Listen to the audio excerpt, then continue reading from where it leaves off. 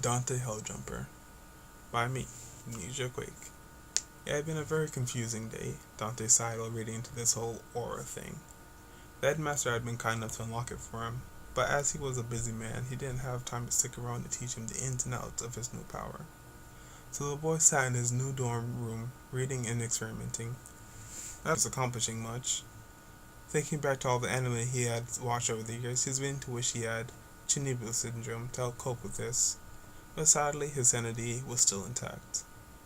Giving up on making progress all by himself, he decided to go out and find some help. This was some sort of school, after all. He was sure to find a teacher or student who could help. He made sure to grab his scroll, as it was also the key to his room, and he took his leave. Just in time to be trampled over by a group rushing through the hall. Wah! Instantly being dogged by the moment he left his room was not something he had at all expected. Sorry about that. They all began picking themselves up off of him. You got left behind by your team? Someone asked, peering into his open dorm room. She shut the door as he stood up and brushed him off. Then we can all go to sports class together. A ginger-haired girl beamed Dante's smile before grabbing him and dashing off, dragging him along and nearly tearing his arm off in the process. Having somehow survived the ordeal, Dante was now faced with the task of staying awake during Professor Port's class. And after a quick glance around, he saw that he wasn't the only one having trouble. But after a blink and another glance around, he saw that he was now the only one still trying to stay awake. The blink of an eye, the majority of the class had fallen asleep. He shook his head and slapped his cheek. Alright, from what he knew, this was a school about fighting monsters. He sighed to himself. Of course it was. They couldn't just magically appear in a world made out of chocolate with beautiful elven girls to cater to his every need. He shook his head. Alright, focus. What could he do? He took a moment to think in terms of fighting. He could do jack all. He hung his head. The most impressive thing he could really do was pull off card tricks, and he doubted he was lucky enough to live in a world where the monsters were dumb enough to be distracted by his simple card tricks. Oh yeah, where's your team? Dante turned to see the blonde boy beside him yawning. No idea, Dante shrugged. You should probably call them after, and he was sleeping again. This professor was something else, Dante yawned. He was suddenly in an office across from a blonde woman. You'll have to make up your own story if anyone asks you what you're doing here, but you will be saying until we find a way to send you back from wherever you came from, she said. Try not to get yourself killed until then, or cause any trouble. I would suggest finding a peer to train with, in case there's a grim attack, so you do have a chance of surviving. And on that note, she motioned over to a case beside him. The headmaster has given you those weapons to use, until you find something more suitable for your style. She quickly motioned for him to leave, and he took the case inside, taking his leave. Everything happens breakneck pace around here, huh? Wah! Dante got rammed into and rolled over by a slightly familiar red-hooded girl. Ow! Oh, sorry. The girl helped him to his feet as he held the back of his aching head before she picked up his case for him. I know I should use my semblance in the hallways, but she covered her mouth, grabbed his arm quickly, and pulled him out of view from Goodwich's door frame. I'm so sorry. She placed her hands on the back of his head and held him with her aura. I think your head busted a little bit.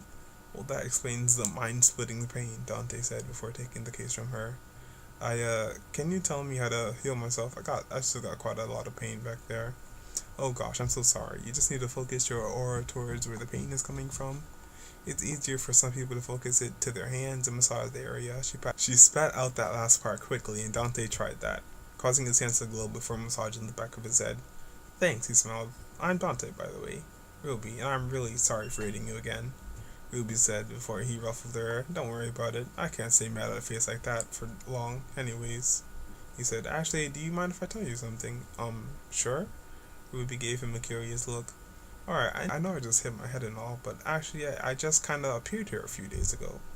And that headmaster said I can stay at this school, but I have no idea what I should be doing. She began backing away. They didn't tell me where the cafeteria is, and I'm starving. Dante quickly clasped his hands together in a begging manner. Please help me, RWBY sighed. Well, I've got some cookies back at my dorm, she said. I would be forever grateful, he bowed. What's a railgun? RWBY asked as the duo ate cookies together, as Dante traded information with her to learn more about this world. It's a gun that uses electricity and magnetism to fire off projectiles at a supersonic speed. he said. I made a few in the past, since my dad's workshop always had spare parts and whatnot I could just take and use for whatever. I wonder if I can make one of those here. What is a fire, Ruby asked. Does it only work with special ammo?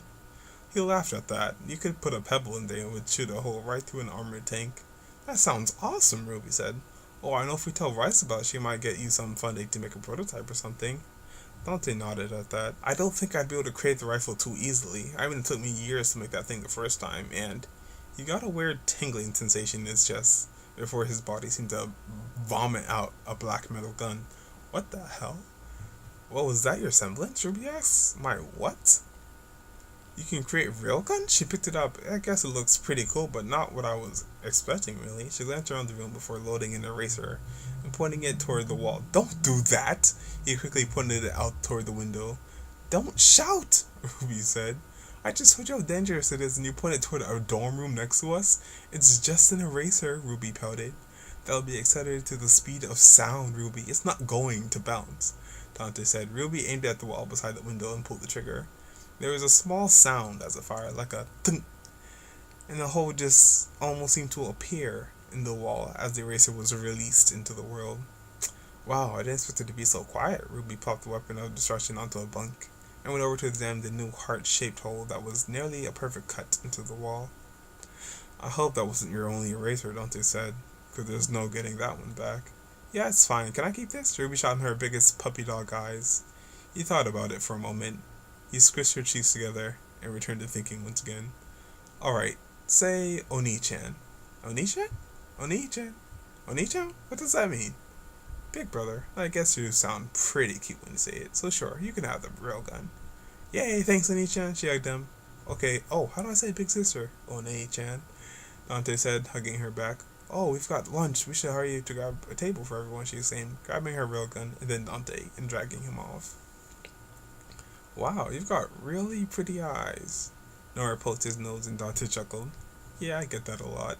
He had a bright green eye on his right side, and a beautiful silver eye on his left. Rice looked at him. Are you a faunus? She asked, noticing his green eye was rather slitted, almost in a lizard-like fashion. Dante blinked toward Ruby. She shook her head. No? It means if you're half animal, Blake clarified, noticing that he clearly was confused by the term. Wait, you mean like a cat-eared person? He asked. Blake nodded before he took a quick glance around the cafeteria and spotted Team Cardle picking on a rabbit-eared girl. His fingers jumped on the table for a moment. Oh, perfect! He smiled as he created a machine gun with an underbarrel chainsaw. Dante? Pearl put a hand on his shoulder. What are you doing? Don't worry, I got this, he smiled, patting her on the head. He walked up to the group of bullies while his new friends watched him from their table before he mowed them down, filling the male team with tranquilizer dots. I really thought he was going to kill them all for a moment there, Blake said. He exchanged a quick greeting with Velvet and shook her hand before hugging her and coming back to the table. That was fun, he said. Does that have a chainsaw on it? John asked. Yes it does, Dante nodded. The blades are titanium. Dante glanced toward the doorway to see Glinda, and he pulled the gun apart with practice ease, and began pretending to be tinkering with what was now a pile of spare parts. You did that really fast, Ruby blinked in surprise. Yes I did, he nodded. He quickly began making what was taking shape as a helicopter, which Glinda glanced at before dismissing him as a culprit. He took it apart after she left. Railgun ammo, Ruby chimed. Thanks, Oni-chan. She scooped it up. No problem, Dante said. He created a deck of cards and began absentmindedly shuffling them.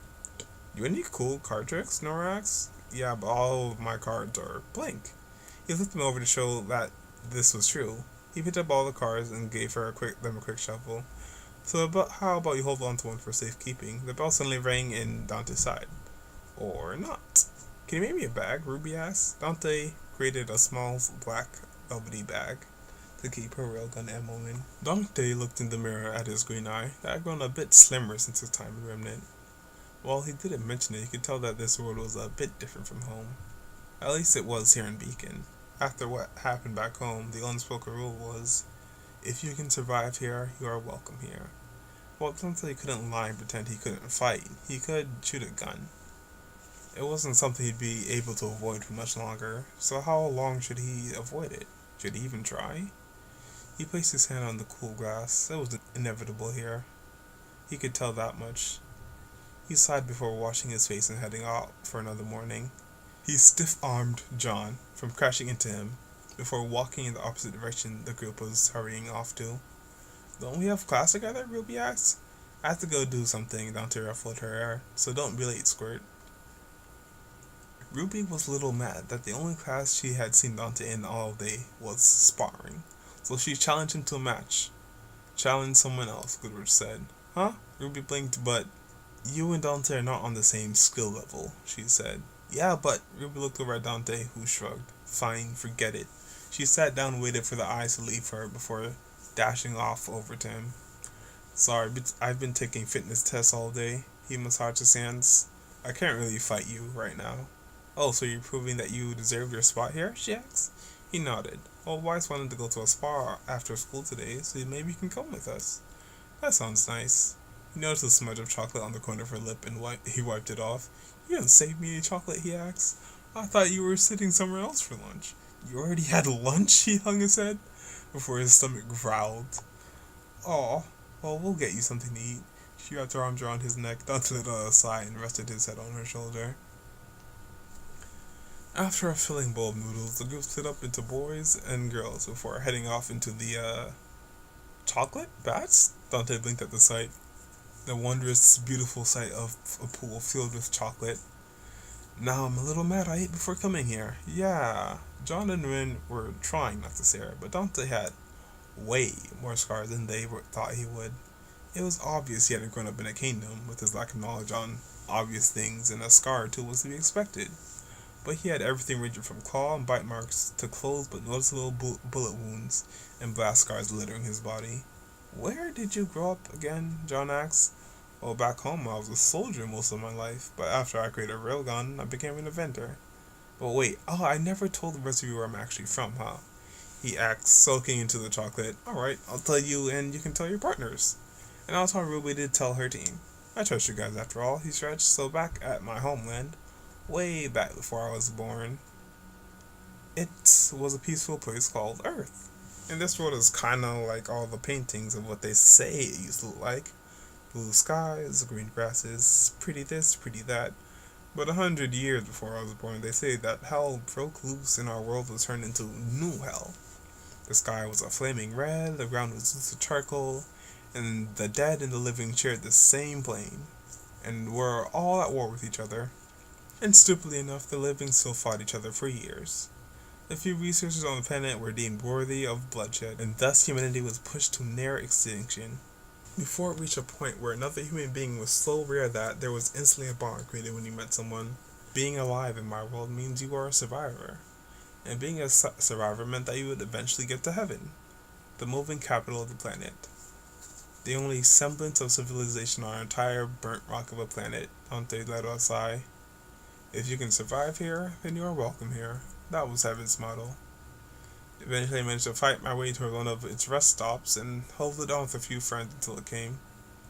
I stayed as a soldier and pulled my weight killing off the horrors of undead until I became an inventor and was in charge of the creation of new weapons, which I got ideas from watching a bunch of anime and old cartoons from Earth that had somehow survived the end of the world. But what happened? Ren asked. Dante shrugged.